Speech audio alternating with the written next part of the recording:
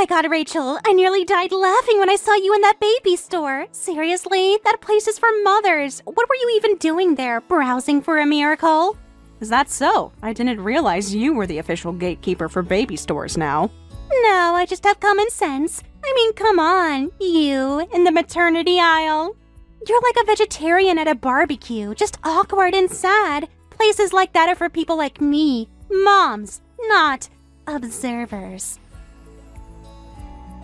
Interesting metaphor. Does being cruel come with the mom title, or is that just a personal touch? Oh, come on, don't be such a sore loser. I mean, you did lose, remember? I took Colton from you, and we got married like what, a month later? He always told me you were kind of cold. It's no wonder he left. Ah, yes, I'd almost forgotten. The proud thief of someone else's leftovers. Leftovers? Please, Colton's a high-income earner, darling. He makes over $300,000 a year, and he's even handsome, too. We have the life you always wanted, don't we? The house, the kid, the doting husband. I can see it written all over your face. You see a lot of things that aren't there, Judy. Right. Keep pretending you're not seething with jealousy. It's okay, though. I'd be bitter, too, if I spent years with a man and still couldn't manage to get pregnant. Well, that's rough, Rachel. Really, I don't even know how you hold your head up in public. I manage, though I do wonder how you hold yours up with all that smugness weighing it down. You're deflecting. That's fine. I mean, not everyone was meant to be a mother. Some of us were just built for it. Others, not so much. Biology doesn't lie. No, biology certainly doesn't lie, and sometimes it has a wicked sense of irony. You know, Judy, you keep insisting I don't belong in that store, but I do. Actually, I had a few things to pick up for my daughters. What, you're babysitting for someone now? No, I'm shopping for my own children. I have 3, actually. Triplets. What? That's right. Girls. Born last spring. I got remarried 2 years ago, and well, I suppose it was meant to be. I got pregnant just 1 month after the wedding. I guess that's what happens when the stars align, or when things function as they should. Wait, you're serious? Dead serious, though I'll admit, I was surprised too. I mean, I'd always heard most women wait several months to get pregnant with the man they love, sometimes years. So when I saw those 2 pink lines right after the honeymoon, I thought, wow, is this for real? And apparently it was. So what? Now you think you're a better mother just because you have, what, a litter? Oh, don't misunderstand. Triplets are exhausting. I sleep in 2-hour increments, my back is shot, and my living room looks like a daycare exploded. But when they all smile at once, it's indescribable. Honestly, I don't know how I survived life without them. Please, you sound like one of those cheesy parenting blogs. Being a mom isn't some sacred calling. It's diapers, drool, and dodging tantrums. Anyone can do it. Maybe, but not everyone does it with grace. It's not about enduring mess. It's about who you become in the middle of it. There's something humbling about being needed 24/7. It changes you, strips away the ego. Spare me the wisdom. You've been a mom for what, 5 minutes? Don't pretend you're suddenly Mother Teresa. Oh, not at all. I'm not claiming sainthood, just motherhood. Which, last I checked, was the one thing you said I'd never have. Life's funny like that, isn't it? Oh, give me a break. You're lying. You made the whole thing up just to one-up me. No one just casually has triplets and hides it like some secret weapon. You've always been weird about babies, always staring at them like some desperate wannabe. You're obsessed, Rachel. It's honestly creepy. Creepy? For buying diapers in a store that sells diapers? That's an interesting definition of creepy, I guess. No, I mean hanging around baby aisles like it's your therapy session. It's not normal. You act like you're this perfect little fairy tale mom, but it's all in your head. You're unstable. Everyone said you were slipping after the breakup. This just proves it. So now I'm mentally unstable for having kids? Interesting diagnosis. You always did jump to dramatic conclusions. Admit it, you saw me and panicked, so you invented this whole fantasy family. You're not a mom, you're an actress, a bitter one, and this is just your latest role. I don't need to act. I have 3 screaming alarms at home who confirm my reality every 3 hours. You'll never understand real motherhood. You don't know exhaustion until your kid throws noodles at your face at 3 a.m. You don't know what it's like to cry in the shower because you haven't slept in days. My baby hasn't let me sit down since Tuesday. I had to pee while holding her like a football. That sounds exhausting, truly. But exhaustion doesn't equal exclusivity. You don't have a monopoly on struggle. My baby is fierce, loud, constant. She never stops moving. She's like a blender with legs and lungs. Then I'm sure she'll grow up strong. Just maybe don't teach her to insult women in store aisles. You think you've won, don't you? You waited all these years just to gloat. I didn't wait. I healed. You might consider trying it. It's quieter than yelling in a baby store. Believe me, Judy, I wouldn't recommend triplets to the faint of heart. It's 3 times the bottles, the diapers, the sleepless nights, and only one of me. It's beautiful, but it's brutal. Oh, please. We all have hard days. You're not special just because you're outnumbered. I didn't say I was. I'm not trying to compete with anyone. You brought up motherhood, so I responded. That's all. I thought maybe we could talk like, I don't know, fellow moms. Share experiences, laugh about chaos, support each other, maybe. Fellow moms, don't you dare put us in the same category. You think just because some miracle popped you out 3 kids, you suddenly get to act like you're part of the club? I'm not acting. I am a mother. Whether it happened smoothly or through struggle, it happened. I'm sorry if that threatens you. Threatens me? You think I'm threatened by you? Don't flatter yourself. I just think it's disgusting. You should have stayed in your lane. Quiet, alone, invisible. That was the role life assigned you. You don't get to rewrite the ending just because fate took pity on you. That's quite a sentence, Judy. But if you think being childless is some kind of punishment, maybe you've misunderstood what parenting is supposed to be about. No, what I understand is that I won. I took your man. I hid the baby. I built the life. You were supposed to lose and stay lost. So no, I don't want your stories or your smiles or your smug little triplets. They're not smug. They're 10 months old. They just drool a lot and throw things. Ugh, I'm serious. If I ever see you again in public, at a store, at a park, anywhere, don't talk to me. Don't wave. Don't even breathe in my direction. Understood. I wouldn't want to contaminate your airspace. You are not my equal. You never were. And you sure as hell aren't now. Don't forget that.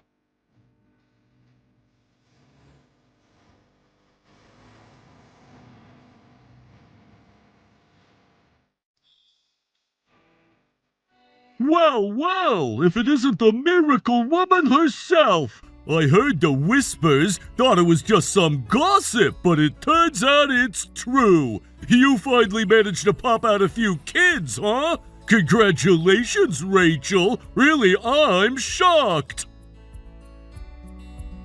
Hello, Colton. You don't have to pretend to be pleased. Sarcasm's not your strong suit. It comes off more like indigestion. Nah, I'm genuinely impressed. Who would have thought a defective woman could pull that off? 3 at once, even. Talk about beating the odds. Maybe the universe just got drunk that day. If you're going to recycle that insult, at least get creative with the wording. Defective is getting stale. Oh, come on, don't be touchy. I'm just saying, this is new territory for you. 3 screaming mouths, diapers, sleepless nights. I hope you're ready for the full crash course in real parenting. It's not exactly gentle on the fragile. I'm managing just fine. In fact, I've never been stronger. Strong doesn't mean much if the kids well, you know. You've always had issues, Rachel, health-wise, emotionally. Don't act like all that vanished with a positive pregnancy test. What exactly are you implying? I'm saying it's not just about having kids, it's about what kind of kids you have. You really think your genes don't come with risks? Defective women tend to pass down defective traits. It's just biology, cold hard facts. That's quite a theory. Did you pick it up from some incel forum, or is this an original thesis? I'm being real. Kids born from damaged stock, they struggle. You can paint the nursery pink and sing lullabies all you want, but if the blueprint's faulty, well, there's only so much you can decorate. You don't get to talk about my children. Not one word. And if you think throwing around eugenics like garbage makes you sound smart, I hate to break it to you, it just makes you sound bitter. I'm just saying what everyone's thinking. It's a miracle, sure, but sometimes miracles come with fine print. Don't come crying when the cracks start the show. My children are healthy, joyful, and loved. I'm not crying about anything, Colton, but it sounds like you might be. Is your perfect little world not as shiny as you'd imagined? How dare you assume my children are disabled? What kind of person hears triplets and immediately jumps to something must be wrong with them? My daughters are healthy, thriving, curious, loud, everything they should be. You don't know a thing about them. You don't even know their names. And yet here you are, dissecting their genetics like a bored teenager on a message board. Why do you still see me as infertile, Colton?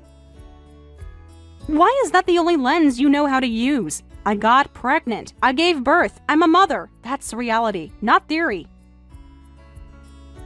It doesn't make sense. You tried for years. You went to doctors. Nothing worked. I saw the charts, the reports. I remember the numbers, Rachel. They weren't promising. Even if some miracle happened, that doesn't erase a decade of evidence. Something doesn't add up. You don't go from zero fertility to triplets overnight. You're right. I didn't go from zero to triplets overnight. I went from grieving to healing, from blaming myself to forgiving myself. Maybe that shift mattered. Maybe it didn't, but it happened. And the result is 3 beautiful, screaming, sticky-fingered miracles. Maybe they look healthy now, but there's no telling what's hiding under the surface. Genetics always leaves a trail. You can't cheat biology, and yours was flawed. Everyone said so, even the specialists. There has to be a catch. There always is. The only thing flawed here is your pride. You can't stand that I moved on, that I became a mother without needing your name on the birth certificate. You think I cheated nature? Maybe I just removed the wrong variables, starting with you. That's real funny, but denial won't protect those kids, not when something eventually shows up. Look, I'm not trying to be cruel, I'm being realistic. Someone has to be. Don't pretend this is about realism, it's about control. You couldn't stop me from leaving, so now you're trying to stain what I've built. But you won't. Not with your cold theories, not with your pity, and definitely not with your imaginary medical credentials. The world isn't kind to children with hidden defects. They get bullied, labeled, left behind. It's better to acknowledge the risks now than face them blind. You want to talk about risk? Try growing up with a father who thinks compassion is weakness. I'd take any genetic uncertainty over your emotional legacy, any day. You know what's funny, Colton? For all your talk about genetics and defective women, you never once asked to see the truth. You're so sure you know everything, but you never got the full story, did you? What are you talking about? The test results from that last round of fertility testing we did before the divorce. They didn't arrive until after everything fell apart. You were already living with Judy by then, so I never had a reason to reach out. But I got them. I read every word, and the problem wasn't me. What? You were the one with the fertility issue, Colton. Not borderline, not mild, nearly sterile. The specialists were shocked we hadn't been told sooner. My results came back perfectly normal. No, that doesn't make sense. It makes perfect sense. You couldn't give me a child because you were never able to, and I blamed myself for years while you stood there throwing statistics at me. Hold on. No, we tried for years, together. You think I wouldn't have known if I was the problem? You didn't know because you didn't want to know. You latched onto whatever made me look weaker, and when the truth arrived, quietly, inconveniently, it didn't fit your narrative. That test had to be wrong. There's no way. I have a kid now, Rachel. A son with Judy. He's 5. We had him right after we got married. You're telling me that was, what, immaculate conception? No, I'm not saying that. I'm saying biology doesn't lie, remember? You used those exact words just minutes ago, and according to the lab, your biology wasn't capable of producing children. You're seriously suggesting that he's not mine? I'm not suggesting anything. I'm offering 2 possible explanations. 1, a medically documented miracle occurred and your body defied every expert analysis. Or 2, Judy had some help. You don't know what you're saying. Judy would never... Are you sure? Because I remember being sure about you once, and look how that turned out. This is insane! No, Colton. What's insane is you spending 5 years ridiculing me for being infertile. When the problem was living under your own skin the whole time. What's insane is you parading around your so-called perfect family without ever questioning how fast everything happened. 1 month after your wedding, wasn't it? Shut up! Maybe it's time you opened your eyes. Not everyone who calls you daddy shares your DNA.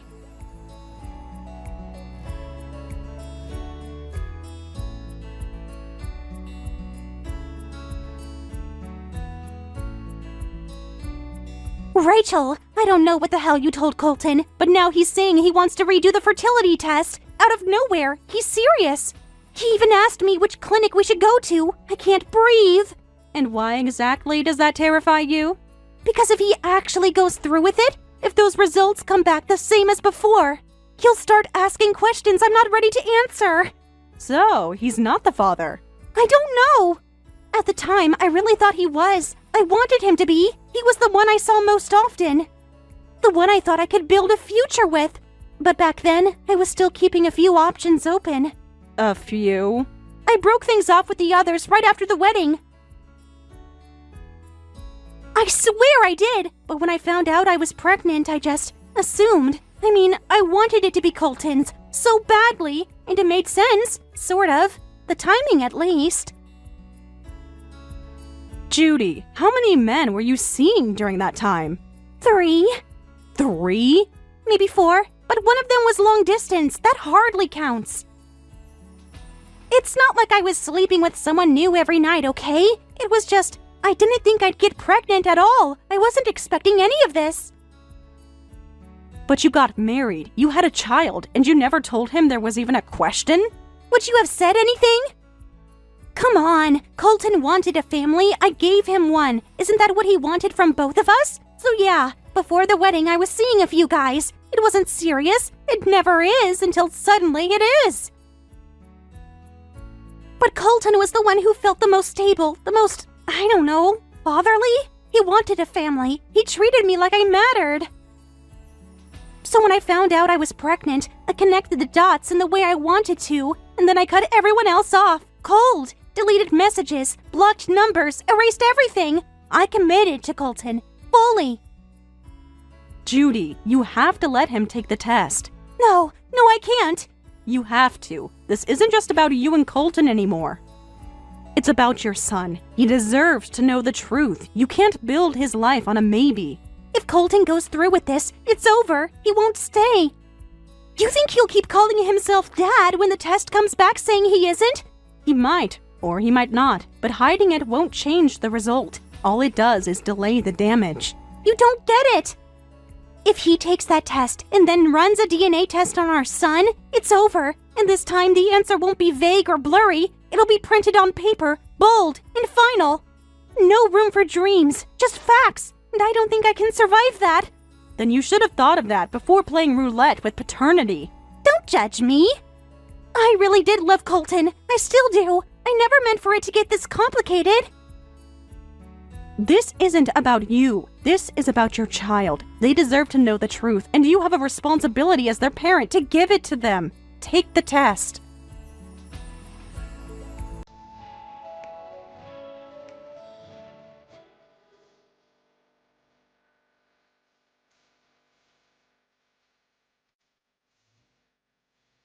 It's real! I went to 3 different labs. 3! I didn't want to believe it, so I kept hoping maybe one was wrong, maybe 2, but not all 3.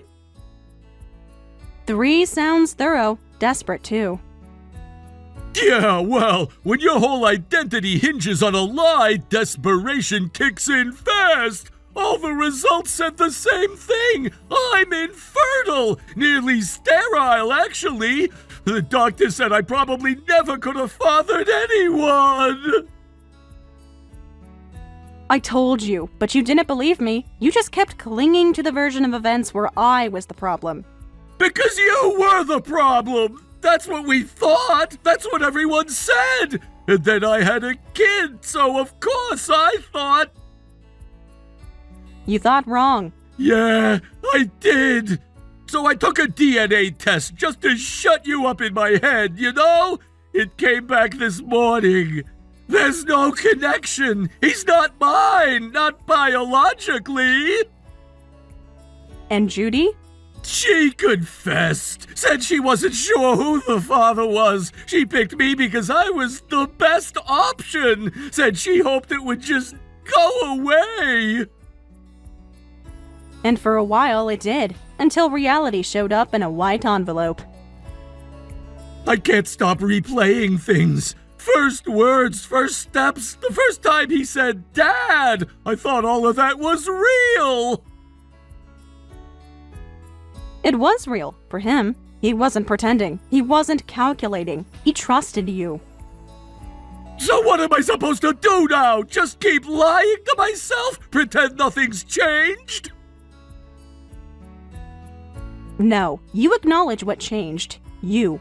He's still that same child, the one who hugged you with both arms and called you his world.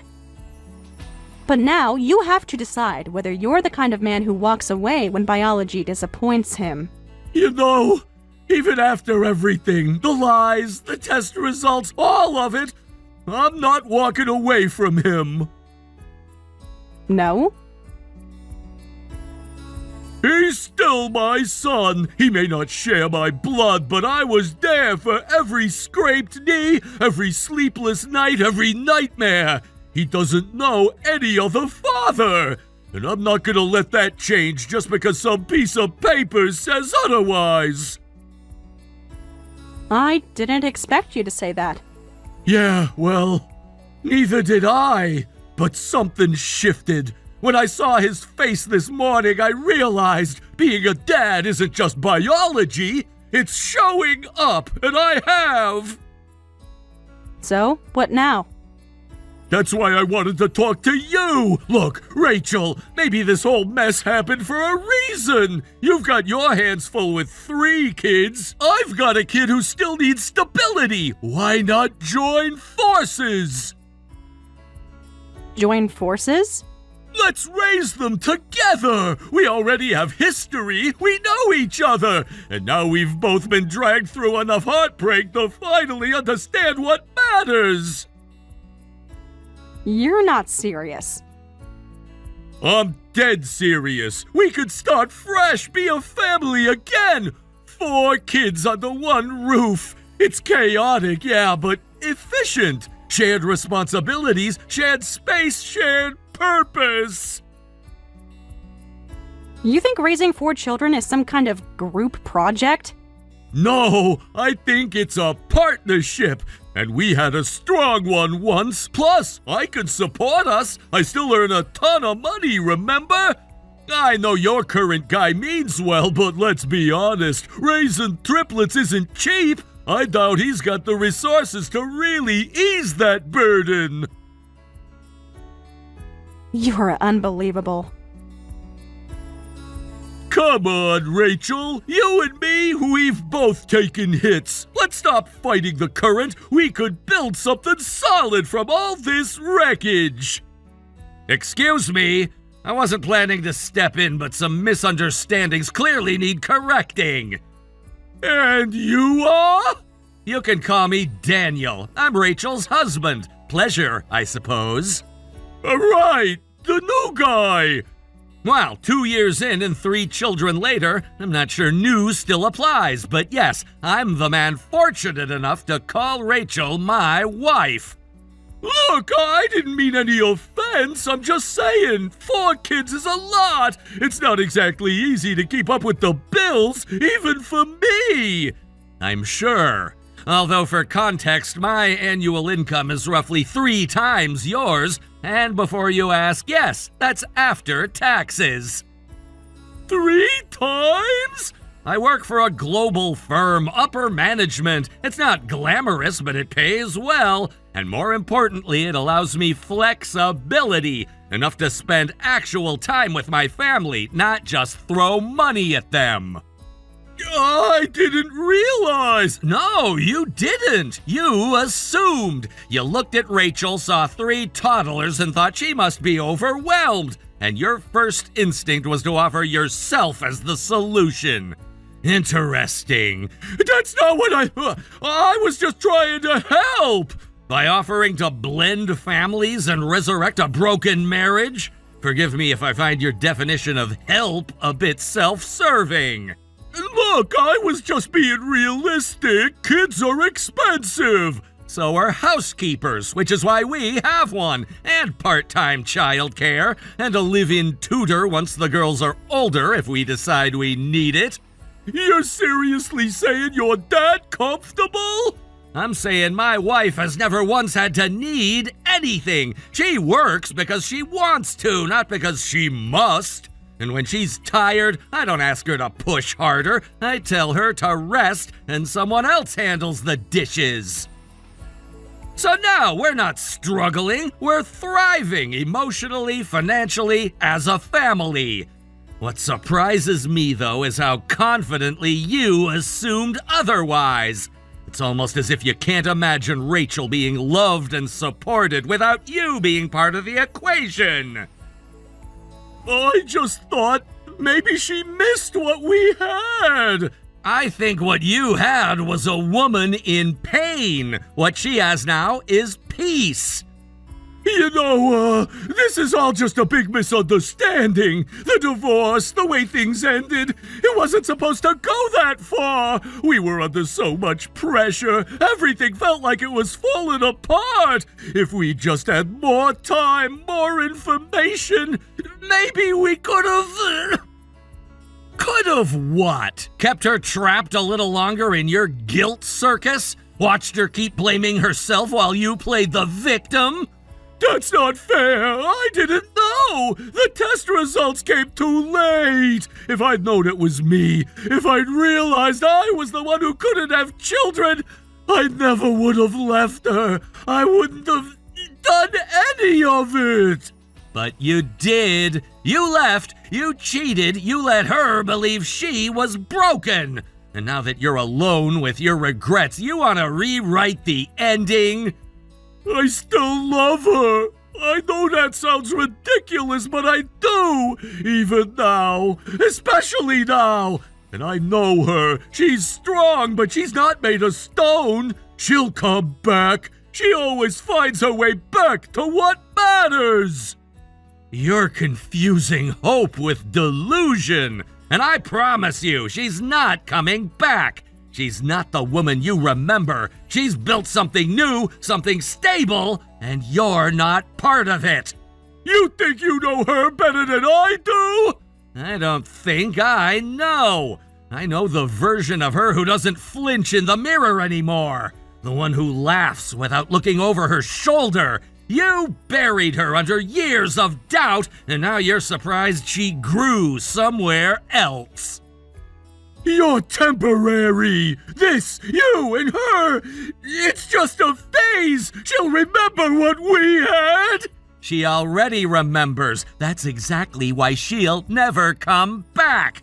You insulted her, Colton, again and again, not just in private, but in public. You humiliated her when she was at her lowest. You called her defective, cold, empty, and now you want to act like that never happened? You don't get to erase the damage just because it's inconvenient now. You broke her, then blamed her for the cracks. You think I don't regret it? I do, every second! Regret doesn't buy forgiveness, it doesn't reverse consequences, and it sure as hell doesn't make you noble. Look, I made mistakes, but I'm trying to fix it. No, you're trying to rewrite it. There's a difference. You're not here to take accountability. You're here to reclaim control. I still love her. That has to count for something. Not when love looks like manipulation. Not when you only find it again after everything else is gone. You want to know who's really deficient, Colton? It's not Rachel, it's you. Not in fertility, in character, in empathy, in intellect. You thought she'd never move on without you. You were wrong. And now that she has, all you want is to drag her back. That's not true! Isn't it? You had your chance to be a decent man. You chose cowardice. You chose pride. And you chose to leave her when she needed someone to stay. So let me be extremely clear now. Do not call her, do not text her, do not show up at her home, her work, or anywhere near our children. Are you threatening me? No, I'm warning you. If you contact my wife again in any form, I will file for police intervention immediately. I'm not playing hero, I'm protecting my family.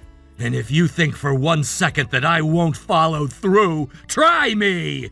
Rachel owes you nothing. Not her time, not her silence, not even her anger. Walk away, Colton, while you still have something resembling dignity.